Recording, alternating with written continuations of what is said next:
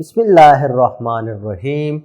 Welcome to another exciting journey of learning mathematics with Book Time publication. Today we will learn something new and exciting in mathematics grade 2 unit number 2, that is about number operations, and our topic is counting in steps of 2, 3, 4, 5 and 10.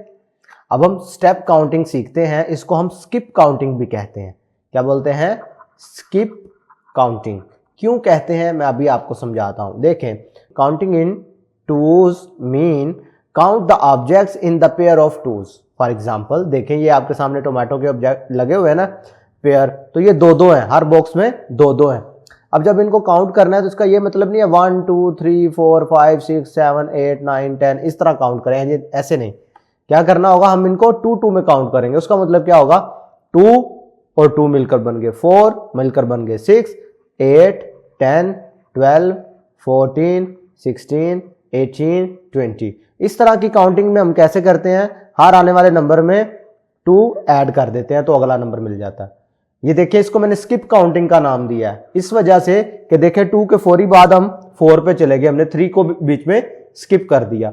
4 के फौरी बाद हम 6 पे चले गए, 5 को skip कर दिया।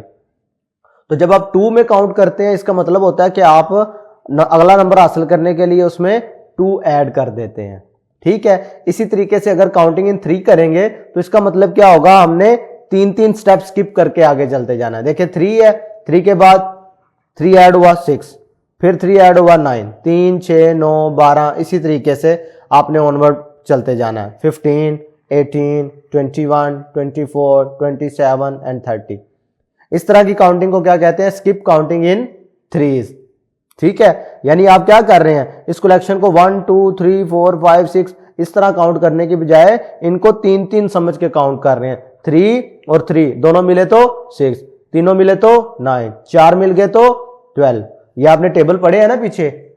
ठीक है, वो बेसिकली उनकी जो बेस है वो ये काउंटिंग इन स्टेप्स ही है। इसी तरीके से अगर काउंटिंग इन 4 करें तो इसका मतलब होगा कि आप ग्रुप्स बना लेते हैं, 4 के ग्रुप्स बना लेते हैं। यानी ये देखो, ये 40 ऑब्जेक्ट थे, ये जो ग्रीन आपको बीड्स नजर आ रहे हैं ना, तो ये बेसिकली 40 थे। तो हमने क्या किया, इनके 4 के ग्रुप बना लिए ताकि ये हम जब काउंटिंग इन 4 करेंगे ना तो हमारे लिए आसान हो जाएगी। देखें, 4 के ग्रुप बनाने से 4 के बाद 8, फिर 12, फिर 16, यानी ये देखो क्या है, 4 में 4 ऐड हुआ तो 8 में 4 ऐड हुआ तो 12 में 4 ऐड हुआ तो 16। इसी तरीके से 20 24 28 32 36 40।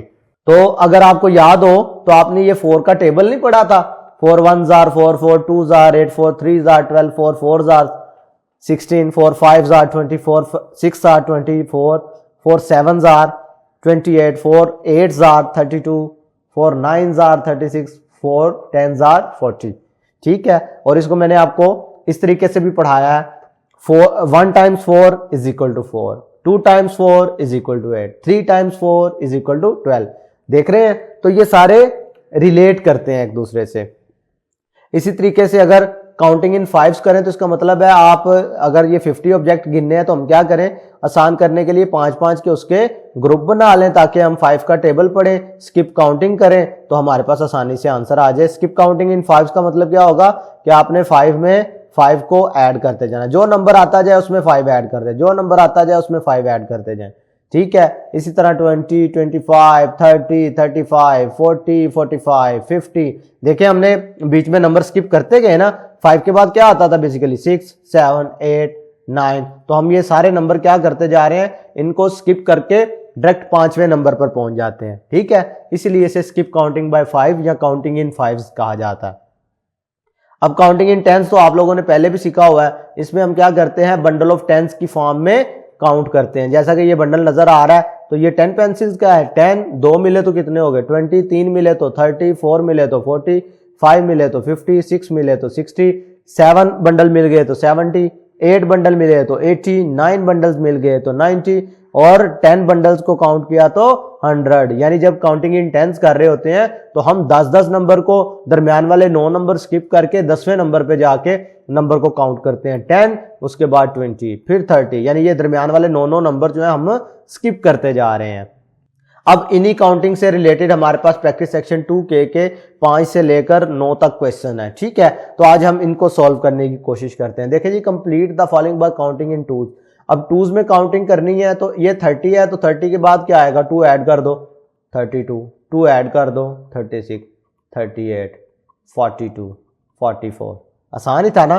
क्वेश्चन नंबर 6 में देखें तो complete the following by counting in threes. अब 3 की काउंटिंग करनी है, इसका मतलब है हर आने वाले नंबर में आप क्या करेंगे, 3 ऐड करते जाएंगे। 10 + 3 किया तो 13, 13 + 3 किया 16 + 3, 19 + 3, 22 + 3, 25 + 3, 28 + 3, 31।